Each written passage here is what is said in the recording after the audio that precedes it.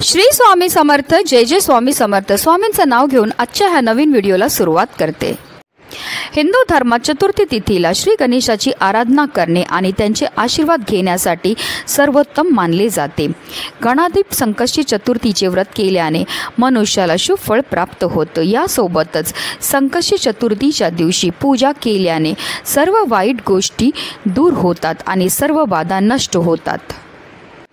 कार्तिक महिन्यातील कृष्ण पक्षातील चतुर्थी तिथी 18 नोव्हेंबरला संध्याकाळी 6:55 सुरू होईल, जी दुसऱ्या दिवशी म्हणजेच 19 नोव्हेंबरला संध्याकाळी 5:28 समाप्त होईल आणि उदय तिथीनुसार 18 नोव्हेंबरला गणाधिप संकष्टी चतुर्थीचे व्रत हे पाळले जाणार आहे।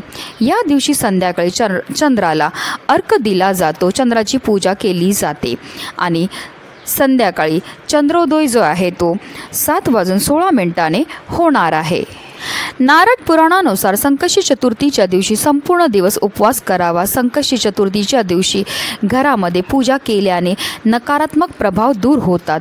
एवढंच नाही तर पूजेने घरात सुख शांती येते, घरातील सर्व अडचणी दूर होतात, भक्तांच्या सर्व मनोकामना सुद्धा पूर्ण होतात।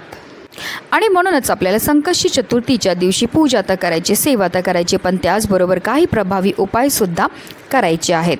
आणि म्हणूनच आपल्याला संकष्टी चतुर्थीच्या दिवशी आंघोळीच्या पाण्यामध्ये ही एक वस्तू टाकायची। ही वस्तू टाकल्यामुळे प्रखरातला प्रकार पितृदोष, ग्रहदोष, शत्रुबाधा, नकारात्मकता तर नष्ट होणारच आहे, पण आपलं 7 पिढ्यांचं दारिद्र्य नष्ट होऊन आपल्या संपूर्ण कुटुंबाची भरभरून अशी प्रगती होणार आहे। अतिशय प्रभावी असा हा उपाय आहे, ज्याबद्दल सविस्तर आणि महत्त्वाची अशी माहिती मी तुम्हाला या व्हिडिओमध्ये देणार आहे। तर व्हिडिओ पूर्ण पहा आणि जर तुम्ही माझ्या चॅनलवर नवीन असतील तर चॅनलला सबस्क्राईब करा आणि शेजारी बेल आयकन सुद्धा प्रेस करा, जेणेकरून तुम्हाला माझ्या नवनवीन व्हिडिओचं नोटिफिकेशन हे मिळत राहील आणि तुम्ही एक पण व्हिडिओ मिस करणार नाही।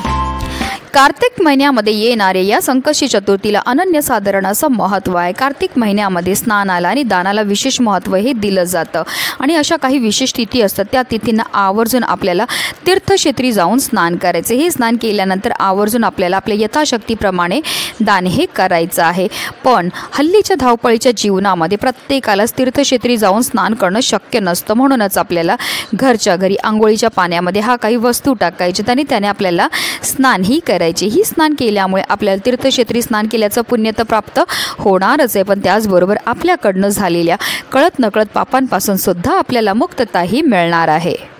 संकष्टी चतुर्थीच्या दिवशी आपल्याला सकाळी ब्रह्ममुहूर्तावर उठायचं आहे आणि अंथरुणामध्येच आपल्याला गणपती बाप्पांचं स्मरण करायचं। ओम श्री विघ्नहर्ताय नमः या मंत्राचा आपल्याला 11 वेळा जप करायचा आहे आणि दिवसाला आपल्याला सुरुवात ही करायची आहे। त्यानंतर तुम्ही थंड किंवा गरम कोणतंही पाणी आंघोळीला काढू शकतात आणि ह्या आंघोळीच्या पाण्यामध्ये सगळ्यात पहिली वस्तू जी आपल्याला टाकायची ते म्हणजे गंगाजल। गंगाजल टाकून स्नान केल्यामुळे आपल्याला तीर्थक्षेत्री स्नान केल्याचं पुण्य तर प्राप्त होतच होतं, पण आपल्याकडनं झालेल्या कळत नकळत पापांपासून सुद्धा आपल्याला मुक्तताही मिळत असते। दुसरी अतिशय मुख्य वस्तू जी आहे आपल्याला आंघोळीच्या पाण्यामध्ये टाकायचं आहे ते म्हणजे पंचगव्य। आता पंचगव्य जे आहे ते तुम्हाला कुठे भेटेल, तर जिथे पूजेचं साहित्य असते तिथे तुम्हाला सहज हे पंचगव्य जे आहे ते भेटून जाईल।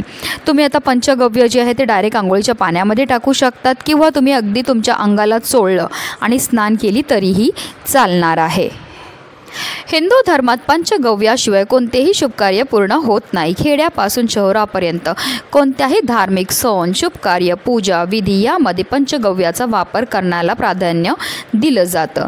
पंचगव्याचा उपयोग घरगुती शुद्धीकरणापासून ते शरीर शुद्धीपर्यंत केला जातं। पंचगव्य म्हणजे गाईचं दूध, दही, तूप, गोमूत्र आणि शेण या 5 गोष्टींना एकत्रित करून जे मिश्रण तयार होतं त्याला पंचगव्य असं म्हटलं जातं।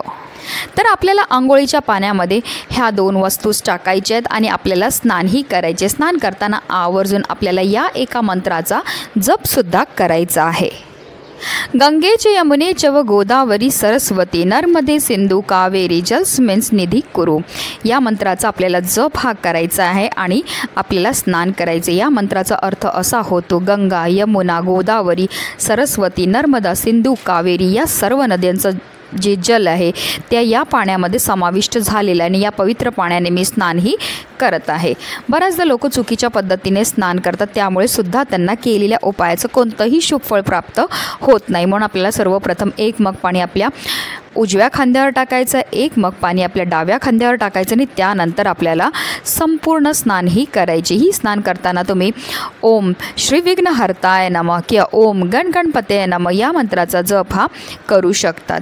जेव्हा आपण आंघोळीच्या पाण्यामध्ये या सर्व वस्तू टाकतो त्याचबरोबर मंत्राचा जप करतो, त्यामुळे आपल्या तनाबरोबर आपल्या मनाची सुद्धा शुद्धीही होत असते आणि पवित्र तनाने आणि पवित्र मनाने केलेल्या प्रत्येक कार्यामध्ये आपल्याला 100% पुण्यफळ हे प्राप्त होत असतं.